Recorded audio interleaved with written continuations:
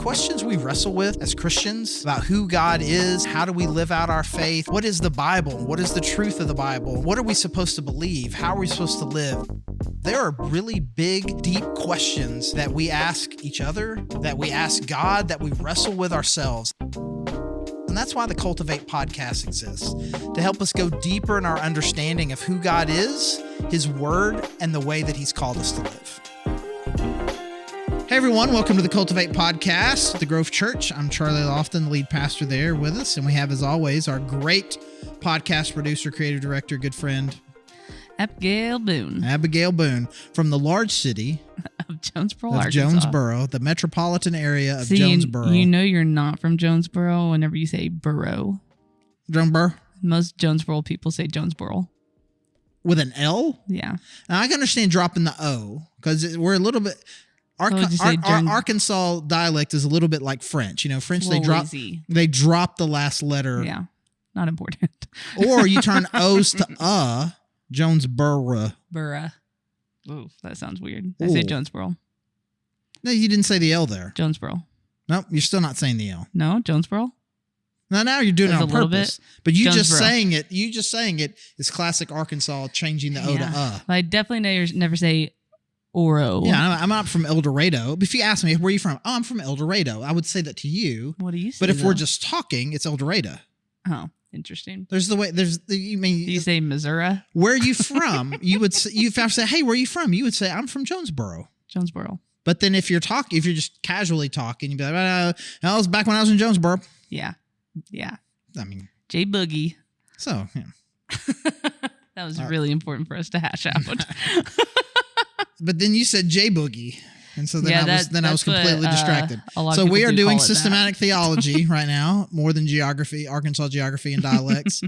And we're in a Q&A section. And in my brain, I thought we're going to probably do one on sin. Mm-hmm. And then we got what probably felt like a third of the way through your questions. Yeah.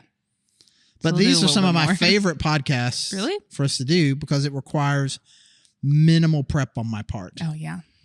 You're doing the prep work. I am. Which is great for me. Which we can do as many of these as you want, Abigail. Whenever we reverse and you're doing the ones and I'm not prepping anything and I tell people that, they get so anxious for me. And I'm like, I promise you, me and Charlie are not anxious for the episodes where we don't have anything to do. That's great. So rest assured, we're sitting here pretty easy. Yeah, that's great. No anxiety. So let's go back.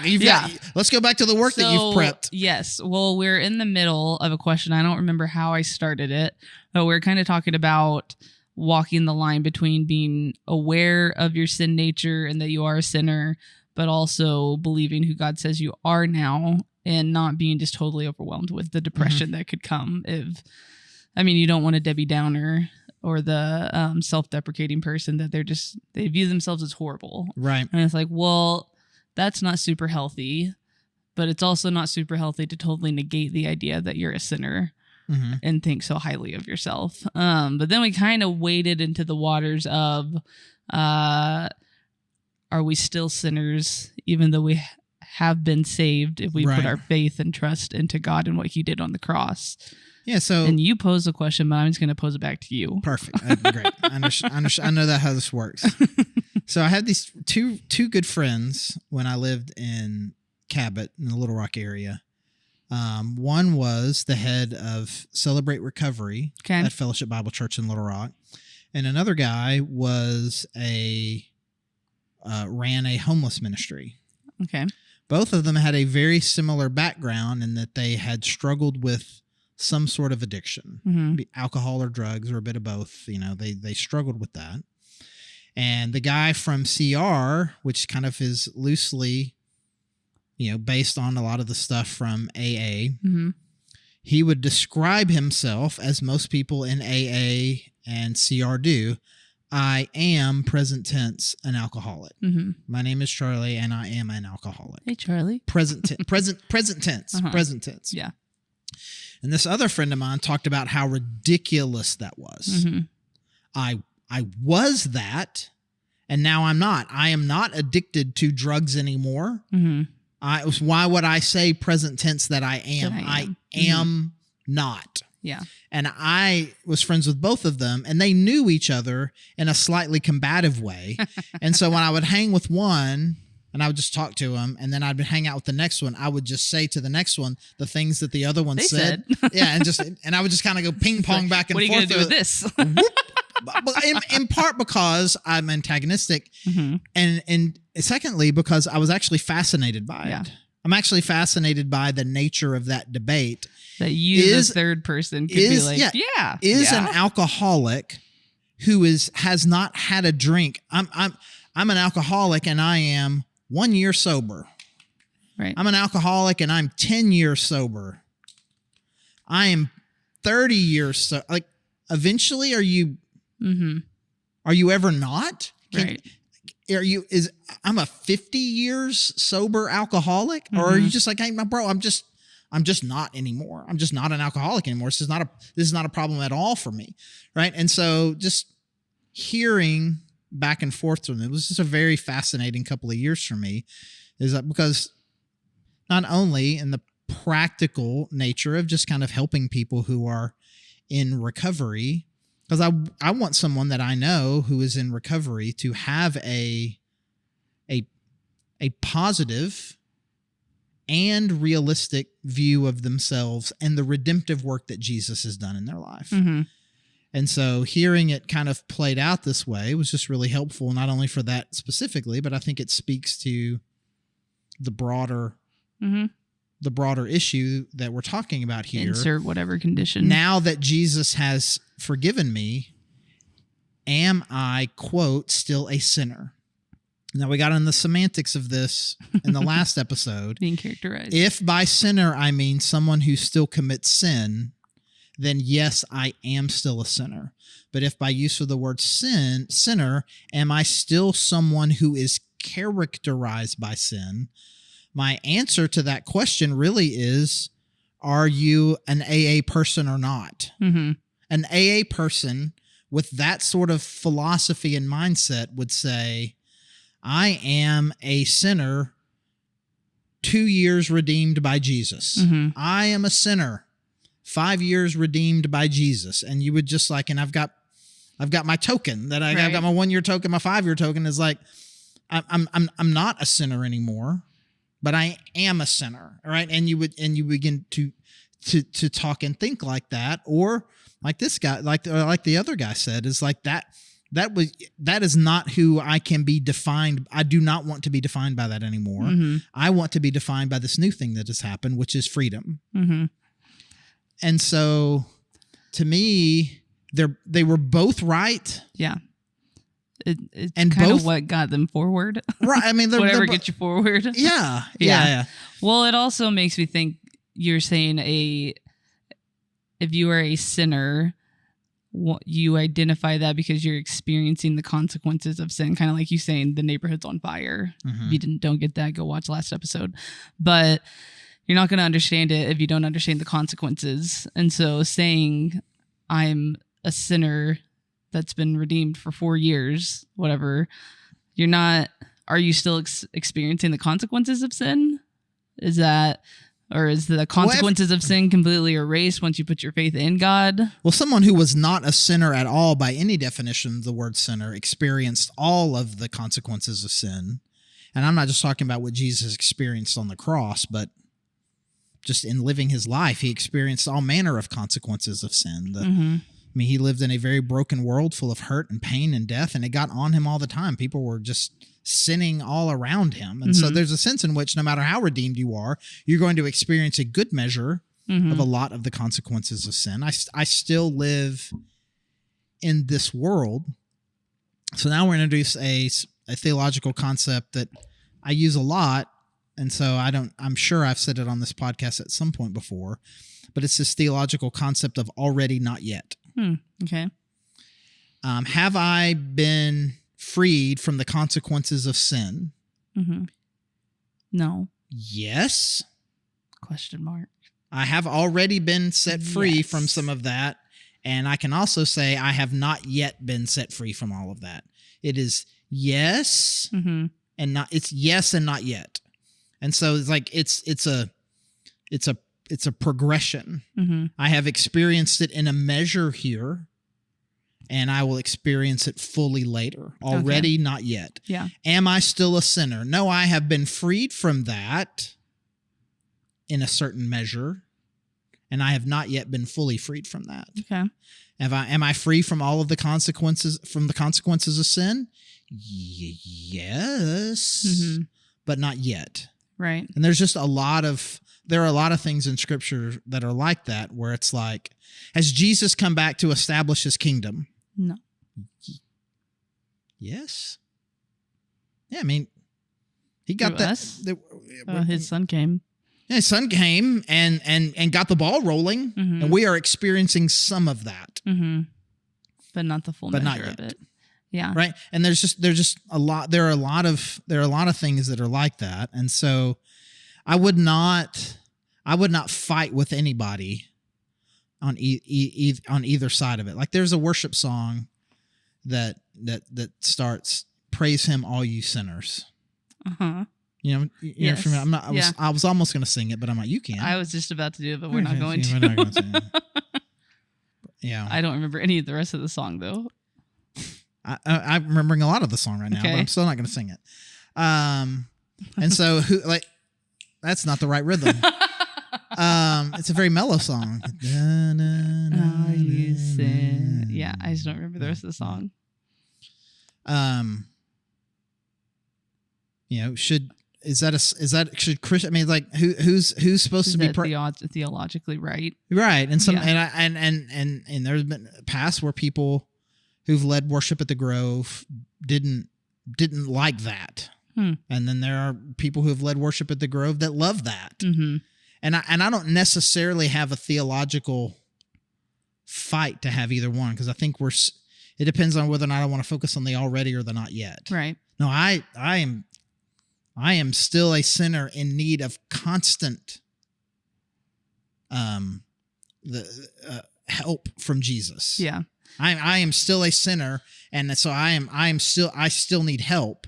Or no, I want to speak this reality that I have. The reality is I am forgiven, and I want to speak in that reality. The more I speak into that reality and cast this old thing aside. And so, honestly, again, with these two guys, I would say it was a personality difference. Yeah. And like you said, what can help you go forward? It is better for me to live as if that is dead. And it is actually better for me to always be reminded of where I was, because it helps me be more mindful in this moment. Yeah. Well, many things are going through my mind, and most of it, I probably don't mean anything theological by it. These are just things that I'm thinking.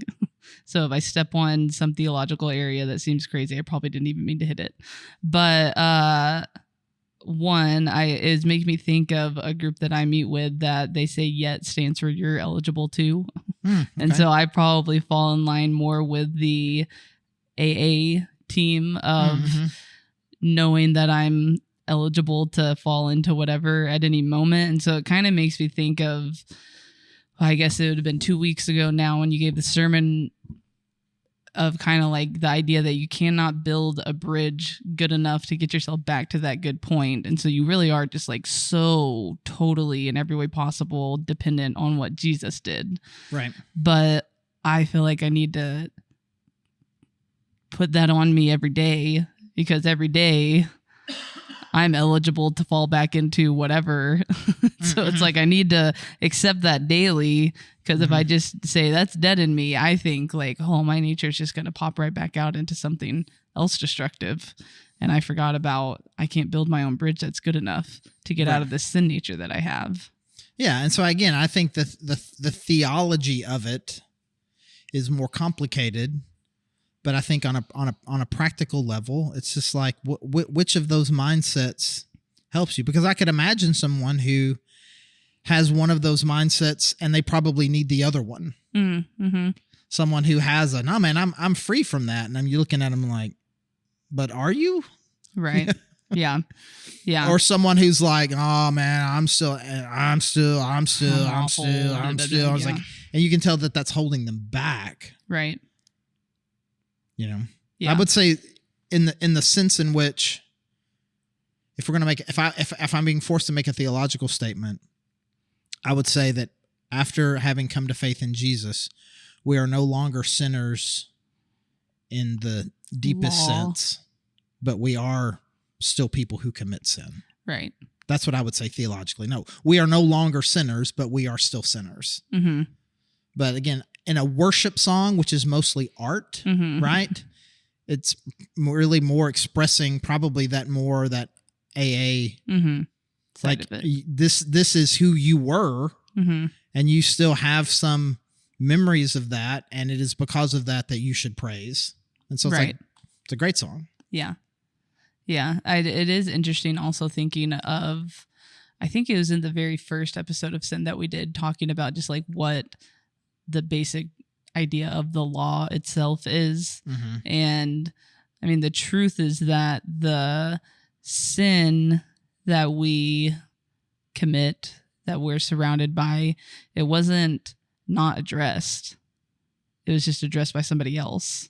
You know, like we are guilty, right? Not just like grace and then it's dead and it never happened. Yay! Right. You know, like there is a very real reality of the law and how much it is so overwhelming that there is no way to build our own bridge, like you were saying in your sermon. But I think that's another aspect of it that is really interesting, that it is something that is an actual wrong that offended someone. And we were talking about the glory of God in the episode, and I can't remember, I said it was the halo of Jesus, and we got a little bit closer to it. Of it is kind of like the standard, but the reality that it was an actual offense that occurred is occurring, and it is an actual law that was broken, and there is consequences that need to happen for that. We just have a savior that was willing to do the consequence for us. Right.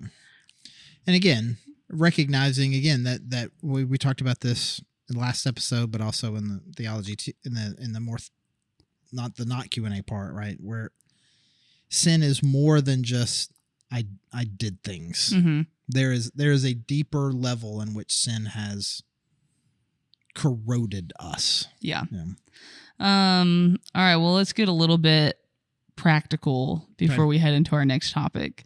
I have a question to bridge us into our next topic, so don't just hop into Christology all willy-nilly. Okay. So first, how do you think we cultivate a healthy awareness of this kind of, this is very Christianese, but sinner saint kind of dual nature of we are, what did you say? Now, not yet? Already not yet. How do we walk that line practically in our daily lives? Like what is some of those maybe habits or routines or worship practices that you do to kind of walk both those lines?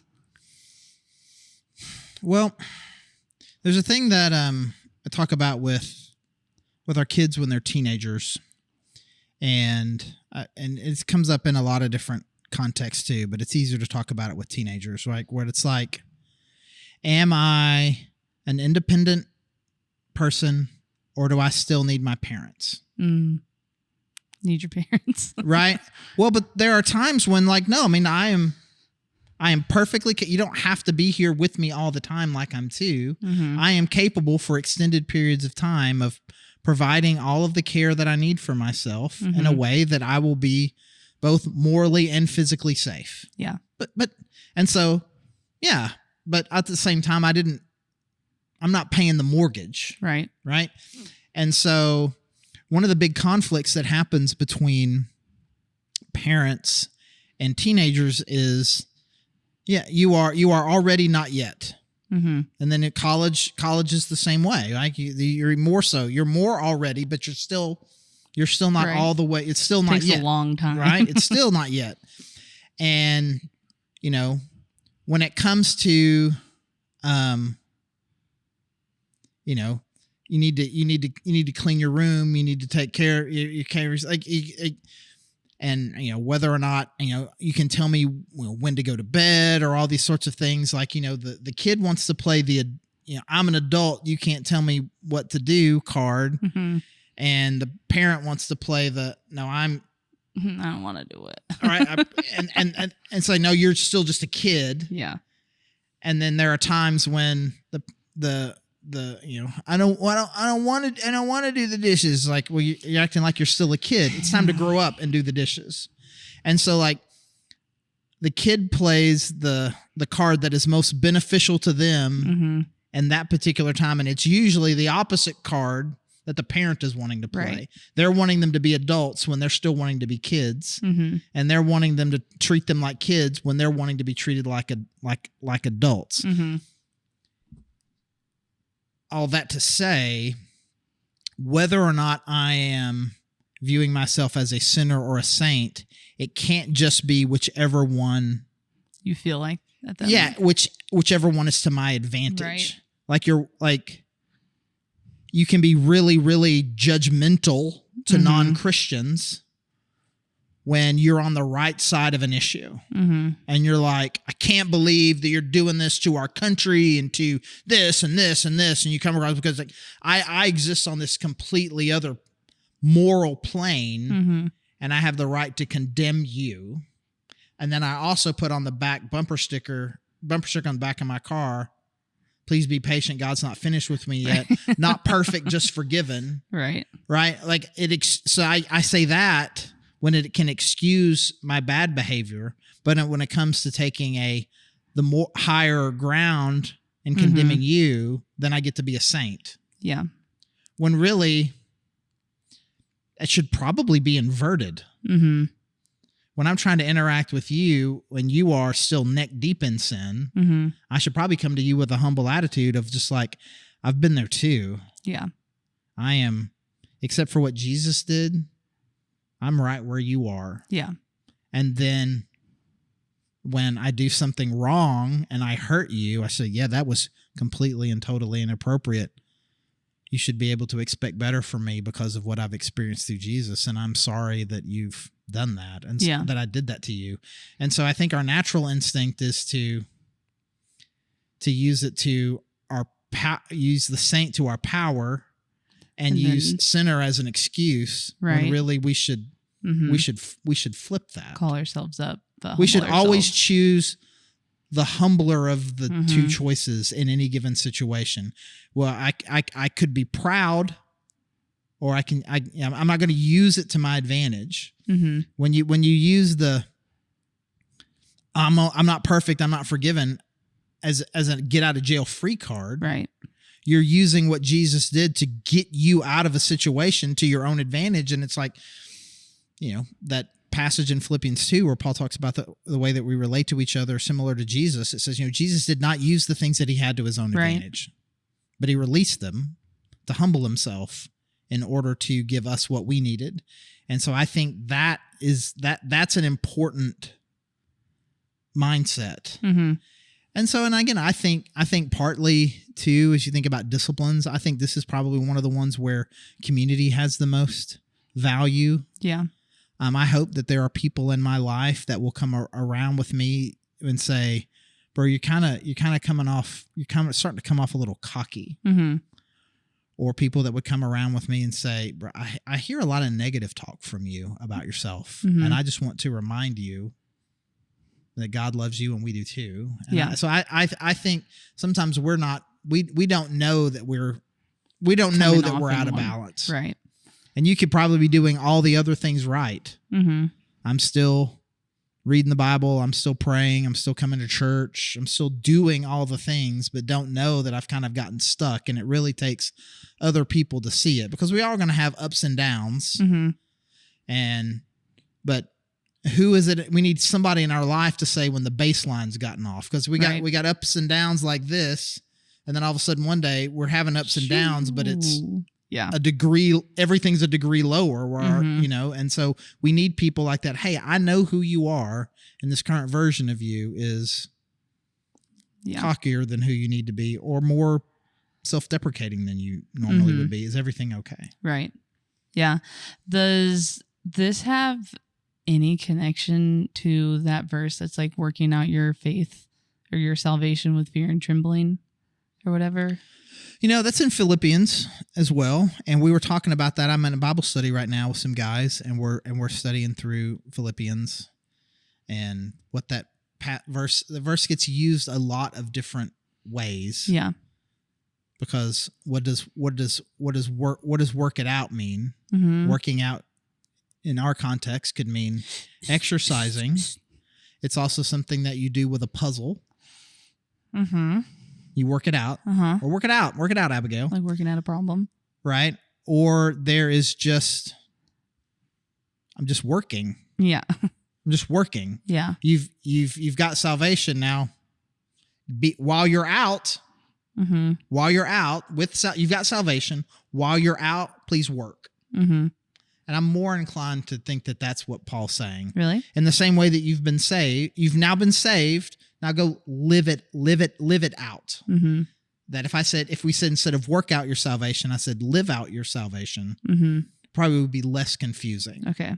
Go live out your salvation. Great. So that's what I think that means. And so then the short answer to your question is no, I don't think that's what we're talking about. Okay. Well, now I'll give you my transition question, leaning more into Christology. We talked about Jesus's life and how he did experience the fullness of the human experience, which there's the whole story of him being tempted out in the desert. But we also say about Jesus that he lived this full life that we did, but he was sinless. Mm-hmm. So does that put temptation in a different category? Very similar to the word sinner. Mm-hmm. Tempted certainly has two different connotations. Mm-hmm. If I were to say, hey, Abigail, you should jump on that table and see if you can make it all the way to the freezer. Okay? That is me tempting you. Uh-huh. I'm trying to tempt you to do something. So you have been tempted Mm-hmm. because of what I did. I tempted you. Mm-hmm. But then I say, are you tempted by that? You would say no. Oh, I'm not going to do that. that's exactly what I was going to say. Right? I'm not going to do that. And there's no part of me that wants to do it based on you having said it. So I am not tempted by that. And so really, if I am tempting you, active verb, if I use the word tempt with an active voice, I am tempting you. Mm-hmm. Okay. Then yes, Jesus was tempted. Mm-hmm. If we use the passive voice, was Jesus tempted Mm-hmm. by what the devil said? You think no? He was no. He was tempted by the devil Mm-hmm. in the sense that the devil tried to tempt him. Mm-hmm. He was tempting him. Was he tempted by what the devil said? Hmm. No. And so there's just a nuance there, because in that one sense of temptation, what we mean is a strong desire to do it. But it says that he was tempted in every way, but yet without sin. And so he was tempted in the sense that the devil was trying to get him to do something, Mm-hmm. but was not tempted in the deeper sense of Desiring he to do it. wanted to do it, but chose not to. Okay. Does that make sense? Yeah. Never heard it put that way. All right. And so, and again, that's, So we're nothing like him. well, that's what it means. He experienced everything, all the temptation. He experienced the temptations without being tempted by them. Right. Okay. Which again, that is a big difference. Right. And so if we're gonna go up a level, and now this is kind of where my head is, because Sunday after Easter, we're going to start a new series on what does the Bible say about different things. And I think this is probably one of the most significant Bible study methods we can have, which is, what does this word mean? Mm-hmm. And does it have different connotations? Right. And if it does, which connotation does it mean here? Mm-hmm. The devil tempted Jesus. Jesus was tempted by Satan, right? Right. Okay. Really what does different. that word mean? Those sentences are really different. Couple of different meanings of the word tempted here. Mm-hmm. And I got to, and it's not like, well, I mean, now you're trying to make the Bible say anything you want. No, I'm working really hard to make sure I'm going to let the Bible say what it actually means to say. Right. By defining words and putting that word in a particular context. Like this is the most egregious example. where there's a passage in 1 Timothy where it says that women will be saved through the bearing of children. Right? Mhm. I say that to you, and and most people are like completely blown away by that. I thought we were saved by grace through the... As if the only definition for the word saved is salvation.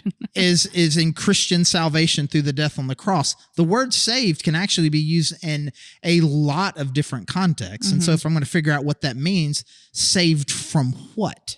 So you can also be saved by the bell. If you wake up in the morning? Oh, that's a saying in a show. And that was the first line of the theme song, and you just missed it. Oh. And you wake up in the morning. And... Nah. And, good show, though. It's before your time, right? It's before your time. A little bit. Yeah. You're very young. So then answer my question. Is being tempted sin the passive one? Again, if you someone, I mean, it's like them PSAs when I was a kid. I don't know if they still had them with you, where someone comes and offers you drugs. Just say no. Right? Someone comes to you and offers you drugs. Hey, you want some drugs? Like, have you sinned because I offered you drugs? No, we're talking about the passive one, or the one where you being tempted, the deep desire. Is the deep desire to do something a sin?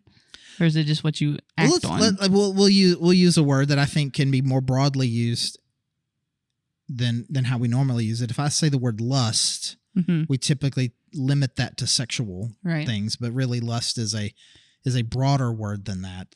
Lusting is sin. Craving something that does not belong to you, craving something that is wrong for you.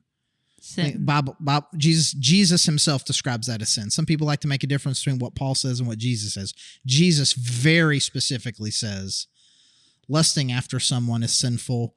Wishing someone harm, but not being the one who harms them, also sin. Right? And so calling someone an idiot is on the same level as murder. Calling, lusting someone and having sex with them, they're on the same level. And so, again, those are what Jesus said. And so, lust is sinful. And so then you've got this spectrum of some sort where it's like, again, whether we're talking about a person, like you're at the beach and you see a person and you think that is an attractive person. Or you see someone's car and you're like, that's a nice car. You drive by their house. That's a nice house. And you go from, I observe something to, I think I would like something like that to, I want that to, I'm going to get that, but I choose not to. Somewhere along the way, you've crossed the line from observation to lust. Yeah. Okay. So, Abigail, commit this sin. I don't think I will. Well, think about it. And I'm like, yeah, I mean, I see that there are some positives, but the negatives totally outweigh the positives. I'm not going to do that. I mean, you've thought about it and you were tempted by it, but that's different than dwelling on it. Oh, I would love that. Yeah. But I guess, but I'm not. There's a line somewhere when thinking through something and craving it in an unhealthy way, you kind of flip. Right. And I don't think it's anything that I can really parse out. I don't know what's going on in your brain. Right. But well, if anything, you just made sin a bigger problem in my mind. So, yay. Well, just more inescapable of and good that we're about to talk about Christology, but more of a chasm that we cannot cross ourselves. Okay. Like of how overwhelming it is in our world, and you just cannot ignore that. Like we were saying, you don't even have to be a Christian to acknowledge that. Right. But then how easy it is for us to go against what God designed us to do, and how often Like, even like you're saying, if you like tried to raise a baby in isolation, like, who knows how many seconds it would take for them. Right. Like, it's not just what you're raised around. Like, it's just us. It is in us. And there's so much of it. And an anger and rage that is birthed out of selfishness. Doesn't take long to get to that. No. Yeah. So it just... Which again, parents, I'm not saying that every cry or impulse by a kid is sinful. Right. I'm not trying to be that guy. But I think there is a sense in which selfishness and then the anger that comes from that, or the anxiety and fear that comes, I mean, all of these things are ingrained in us. And so I think for us we've got to define sin down in order to get to the point to where we think, no, we don't have, there's no sin nature there. Right. I mean, anyways. There's some comedian that said toddlers are just a little bit too dumb to know that they could take over the world. And thank goodness. That's good. That's good. Because there's definitely any of the toddlers in your life could own you if they wanted. Oh, without a doubt. Yeah. And we'll make that the transition. Yeah. Make that the transition. So we'll come back we kind of put our foot in the water. We'll come back to it with some talk about Jesus and Christology. But that'll wrap up our Q&A on hamartiology, on sin. And Abigail, again, thanks as always for those excellent questions and combo, and thanks you for joining us. And if you'd like more information about our church or like to shoot us comments or questions, you can go to thegrovechurch.org/connect. There's a form you can fill out there. We would love to hear from you, and we would love to see you on a Sunday morning. But again, it's the Cultivate podcast with the Grove Church, and thanks for joining us.